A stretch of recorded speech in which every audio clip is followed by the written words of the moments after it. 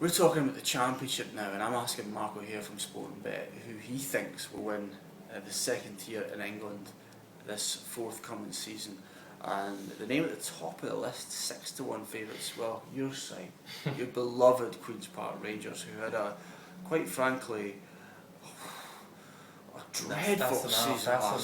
That was absolutely awful one, and a bit funny. But anyway, you're pleased with Singh was gone this morning. I think I heard you shouting, even though we live 75 miles apart. He's gone. Yeah. But what about the hopes for the season? Chris, I haven't got a clue, to be honest. I really haven't. People look at Newcastle and West Ham as big budgeted teams who have gone down to the Championship and kept the squad together and bounced back. But Man City are actually the last favourites to win the title in 2001, 2002. There's some great stats I've got, which I put out on Twitter and on the internet as well, about favourites actually do winning promotion but not the title, which calls for optimism. But for me, Harry Redknapp is starting to grate a little bit. A lot of talk about getting the right characters in and building the right club. Yet he goes and sells Jamie Mackie, potentially the best character in the whole league. As well, when we won the title last time in the Championship, we built the team on a very solid base, from goalkeepers, central defence, central midfield, and Adel Taarabt up front. Mackie's gone, Taarabt looked like he's going as well. That's 28 goals of talent from the previous Championship season taken straight out of it, and I'm not convinced. I certainly wouldn't be putting my money on QPR. Okay, well, no says the QPR fan. But you've gone with the third favourites here at 9-1, managed by an incredible man. I just love this guy. I love this guy. I love to go out for a pint with this guy. Okay. I just watch his interviews and I think you're such a cool guy, and he's got a great accent. He's from a great country, Bolton Wanderers. Dougie. Yeah, I'm surprised at that because there's another Scot we're going to mention as well in a minute.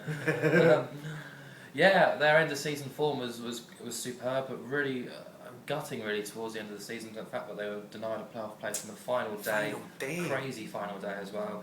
But yeah, Friedman's really picking up the pieces of that clown of an idiot. Owen Coyle left behind. Sorry, I'm not his biggest fan. But you know, he started very slowly. He started moulding draws out of defeats and then slowly wins out of draws. 9 victories from the final 14 games was very impressive. But you just look at that squad and it's settled now. It's really settled. Chris Eagles, Keith Andrews, Darren Pratley, Chung Yong Lee, Stuart Holden, all in that squad already. Alex Baptiste has been added to bulk up the defence. Not too sure about the arrival of Jermaine Beckford up front, but I think there's enough talent in that squad to think that 9-1 is a very good price. And going on the last season's end of season, Bolton are going to be up there. Absolutely, from one Scot to another Scot. The wee terrier, wee Billy Davis. Do not mess with me, pal. Forest for you. And he's a big reason behind it. Of course. Very strong reason behind the idea. You just saw the way the club, the fans, the players just transformed themselves after his arrival, and so you would if Billy Davis was in the dressing room, bawling in your eyes. I mean, he scares me just seeing him on interviews, to be honest. Absolutely. He took over from McLeish. He knows his way around the league and club, but as we've already mentioned, we've seen in his past results as well, and records, playoff places nearly guaranteed with Billy Davis. Jack Hobbs, Gonzalo Ayala, Eric Lehigh, they've all joined as well. Interesting signing as well here, Jamal Abdoun from the Greek league Olympiakos.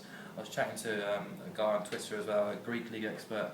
Very dangerous winger who scores plenty of goals. Perhaps the best player in the Greek Super League in the past 2 seasons. Wow. Jamie Mackie's on board as well. They've got rid of McGugan and McGoldrick. Okay, people will look to McGugan and think that's a bad sale to Watford, but for me, he's a bit of a maverick at this level. A bit hot, a bit cold. He's superb when he's hot, but there's enough talent in that squad without him. You know, Cox, Henderson, Blackstock, all firing them. I think Forest will go very well. Billy Davis is a big reason behind it, but 11-1. I think they're a great shout. Yeah. So Bolton at 9-1 and Forest at 11-1. A couple of Scottish managers from Marco here in the Championship title race.